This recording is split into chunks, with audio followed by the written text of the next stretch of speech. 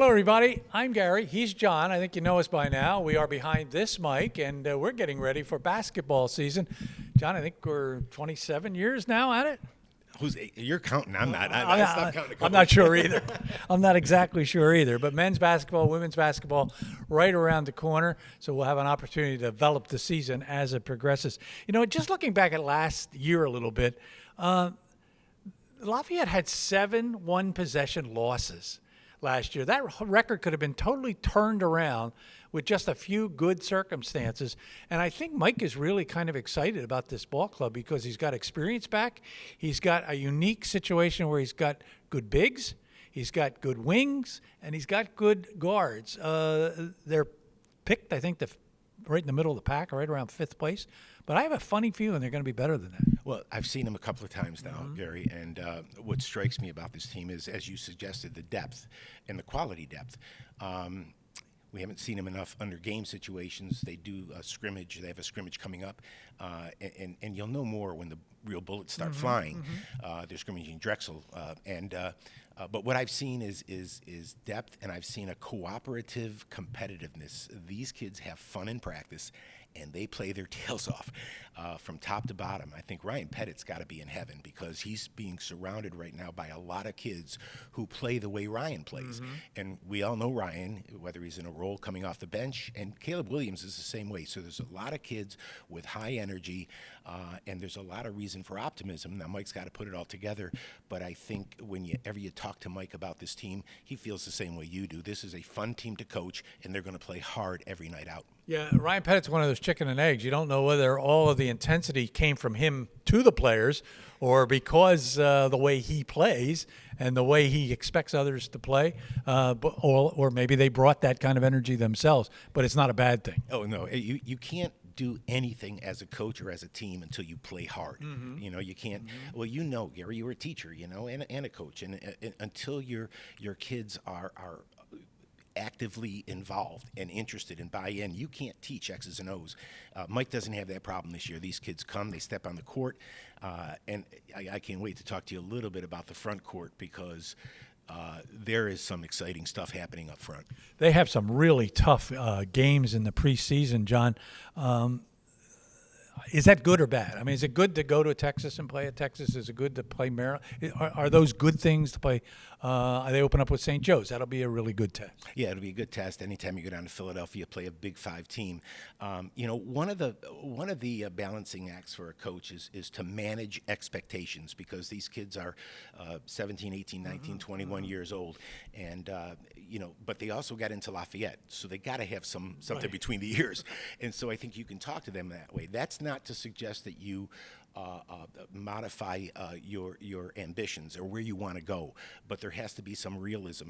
I like the fact that there are a couple of teams sprinkled in there, and Mike has done this intentionally. He's got a couple teams in there that he knows he can be at least competitive with, maybe favored, who knows, but nothing grows in the darkness, and you have got to demonstrate to the kids that what you are teaching will work, that positive reinforcement.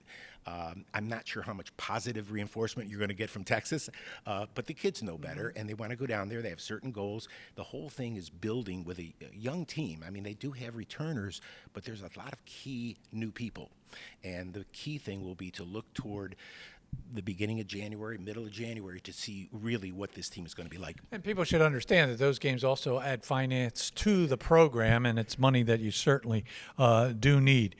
You talked about Ryan Pettit, Caleb Williams, Mark Butler, Andrew Phillips. What a really nice nucleus to center around. But we lose a guy in Vanderbond who really kind of controlled the middle, his ability to block shots and shoot the basketball. Who fills that role? Well, I tell you, you know, obviously Justin brought so much to this team, defensively as much as offensively. I'm not Mike, so I can say this. I'm not worried about it. Okay. I'm telling you, they've got a couple of kids on the inside. First of all, Sharif Jackson is 6'8", old-timers like you and I would remember a guy by the name of Wes Unseld, wide body, but he was a center. The reason a lot of people don't remember him is because he had to play against Will Chamberlain and Bill Russell all the time. But he was a central part of a great Baltimore Bullets team way back in the day. Sharif has great hands. He has good size, not great size, but he makes up for it with his girth, his knowledge of the game, his ability to score around the basket, and he sees the floor. So as a big man, he can pass. But That was my initial reaction. It remains. The more I saw this team play, the more I liked watching Luke Bevilacqua. Luke Bevilacqua, they list him Great at 6'11". size, yeah. And interesting story about Luke, because he was being recruited. Mike suggested he's one of the highest level players that we've recruited. He was injured. He was being recruited by some Big Ten teams, some higher offers, got injured, didn't play a whole lot, and we kind of stole him. And again, good size, good hands, knows how to play around the basket. He's going to be a pretty good one. And when you talk about those two, it kind of alleviates paint problems, because those two guys can certainly take care of business in the paint. It'll just be about experience and maturity to get them ready to go in the Patriot League. Well, and to that point, I can't go without mentioning Misha Bednastin. When he catches the ball, I have seen growth in him, and I want to give that kid a lot of credit, because when he came here, I mean, he defined the term raw. You know, he's now. I haven't seen him shoot free throws again lately. He's got to make some free. He's got to hit the rim first. No, Misha is a hard worker, great kid, and knowing how Mike operates, we're going to see a lot of Misha. And I think when the ball goes into him in the middle, he's much better, much better. In fact, you know, I suggest with his experience, he probably has the upper hand in the middle right now. You can get Mike's take on these players because we also sat down behind the mic with Mike McGarvey. So tune into that on GoLeopards.com, and we'll talk about each one of the individual players. All right, John, talk to me about this team: offense, defense, and just the overall mental ability of this basketball team. This team is going to be. This team's going to show up every night defensively. They are long and they are quick. People who have followed the program know about Josh Weish. They knew about Malik Rasul. They started for us last year. They're effective players. There's a couple of kids up front that are going to push those kids, and it's only going to make everybody better. And that goes to my earlier point about how this team seems to have embraced one another. So Mike's going to have a lot of options. He can play zone. He can play man. He can press a little bit. He'll have options offensively as well. I haven't seen them enough to know that they can shoot it effectively enough. If they can shoot it effectively enough, this team could be a lot of fun.